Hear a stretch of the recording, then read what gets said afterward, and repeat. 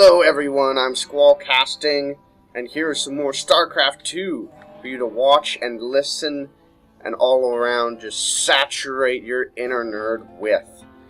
That sentence didn't make any sense, but it's okay because here we've got MarineKing. Don't know if it's MarineKing Prime or not, but he's playing as Protoss, and his opponent is, of course, Empire Koss. You can tell this is a custom map because they are blue and purple, or blue and green, I should say. So yeah, I'm not really sure what the story behind this is.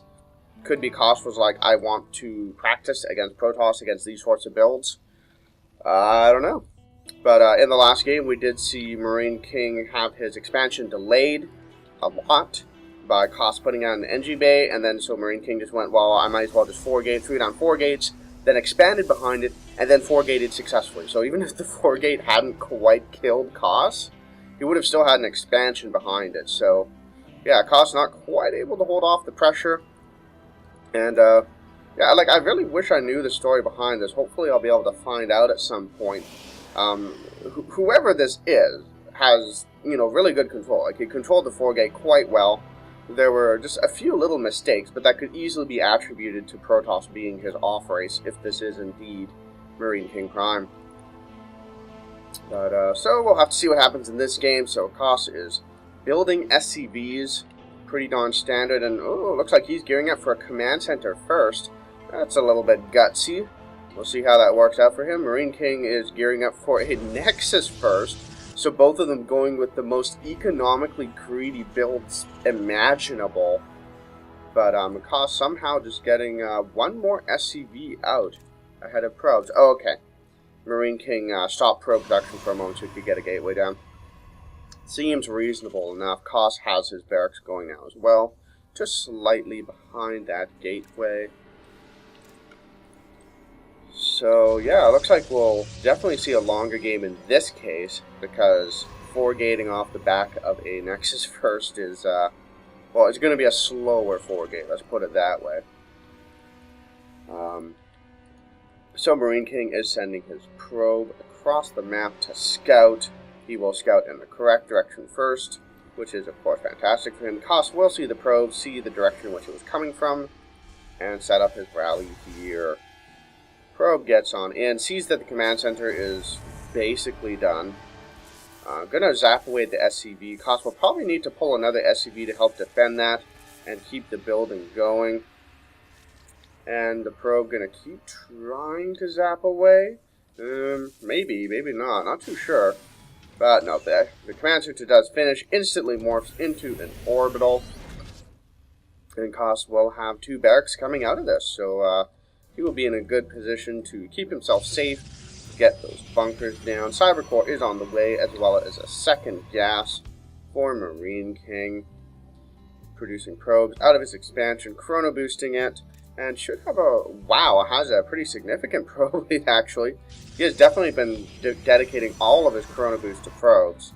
And that will help him stay equal with Koss, because Koss does have those mules, which give him a little bit of an edge in that regard.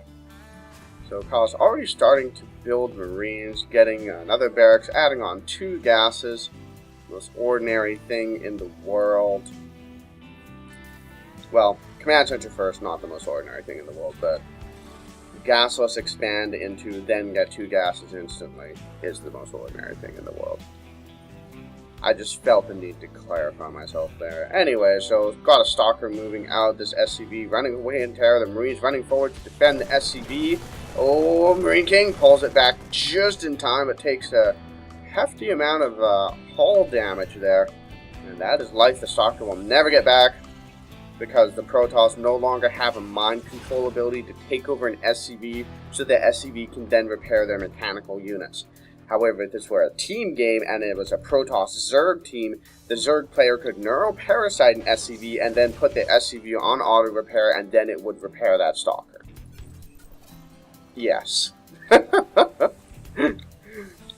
do enjoy the goofy things you can do in team games, and if you didn't know this, notice this, or know this, I should say.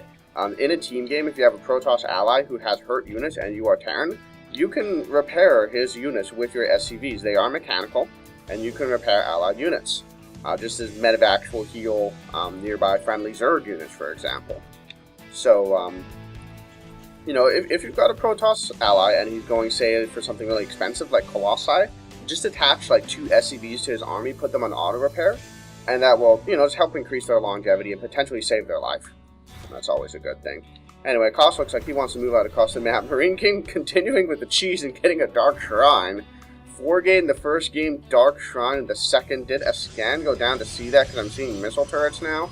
Where is the Dark Shrine going down anyways? Okay, there it is. Did Koss see that? No, he didn't, but he's getting a missile turret down. So clearly has some sort of sixth sense that this is occurring. We do have a bit of fighting going on here, but I'm not quite able to get in. I'm going to check Koss's vision again. No, he just somehow knows. Where did that turret go down anyways? I saw him building a turret in the build queue. Yeah, turret there. Okay, that's weird. Well, in any case, Dark Templar going to scoot on up. This turret will see down a certain distance. Oh, and then the Dark Templar dies. It was on move command. This Dark Templar falls back. And, oh, could force a scan out of Koss here, but doesn't quite react in time. And Koss going to get back up into the safety of his base. And I don't know what he saw that made him get a missile turret like that. That is, he just somehow knew, man. Either that or this was a practice match, and he was like, come at me with DTs, and he's like, well, I know there's DTs coming, so I'll make a turret now. Which would kind of defeat the purpose of a practice match, so I don't know what's going on. Anyway, so we do have Charge getting researched here, so not going to go all in with the DTs, because at this point, he's not really going to accomplish anything with them.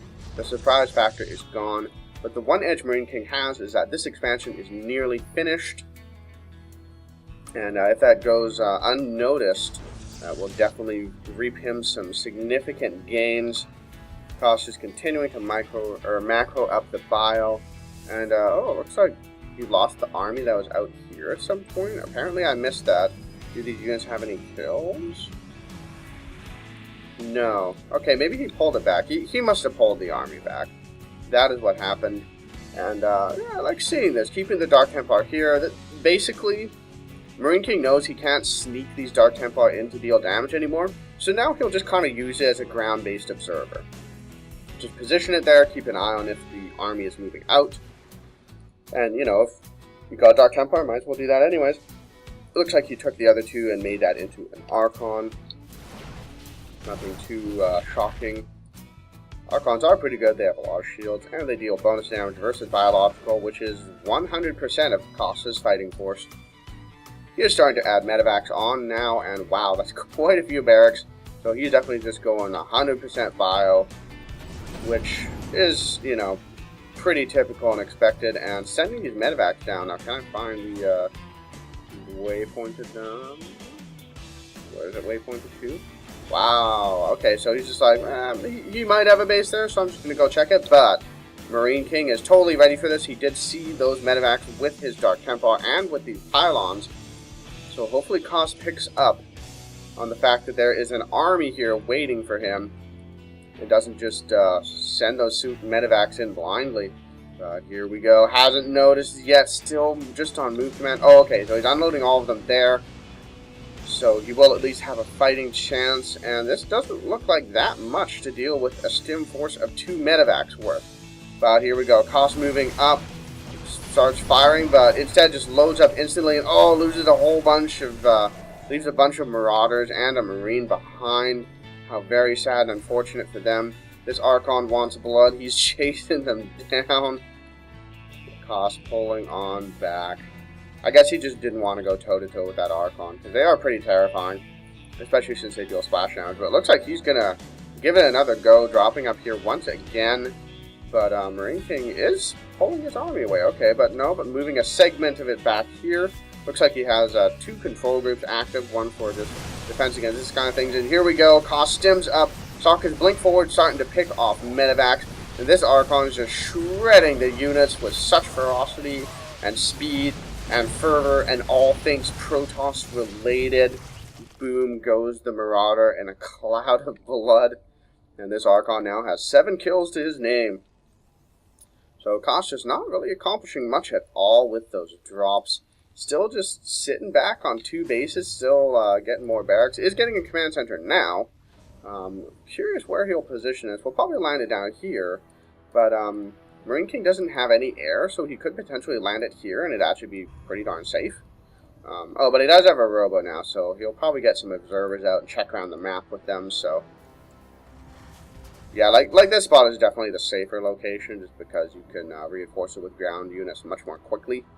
And Koss looks like he wants to drop into the main. Looks like he killed the Nexus at some point. I somehow just always manage to miss drops, and oh, that Dark Templar doesn't get a chance to warp in. There must have been 2 prawn drop rats at some point, like a bunch of units down here, as we saw, and then a bunch up here, and then picked off the Nexus. And wow, MarineKing's just losing tech. Oh, it's looking awful for him. Scan goes down because he knows there were Dark Templar warped in, picks off the Dark Templar with ease, and he is just chewing through all the production and tech of MarineKing. And even if Koss loses this entire army, this will set MarineKing back just an incredibly long ways, microing back as best he can to get away from those Dark Templar, shredding through those Stalkers with ease. And wow, just finally decides to load on up, but then drops again to kill that Stalker, and MarineKing GG's out of the game. A whole bunch of people watching this game, apparently. Empire Zerg, I don't recognize most of these names. I mean, Empire Zerg is maybe part of Empire. But, yeah, so even though Koss was behind on bases, a pretty significant bet, manages to get down some really good drops and cleans out the game. And you know what? I'm going to check back for when that drop occurred, because I totally missed that happening. Okay, so the big drop here. And what was going on then? Okay, so he was doing 2 prawn drop harass. That's fun. I love seeing that kind of thing. Okay, well played by Koss. He is teaching me once again that I need to pay a bit more attention to my minimap at times. But it's all a learning process, so it's okay. So thank you guys for watching this game. I hope you enjoyed it. And I will see you guys in the next one.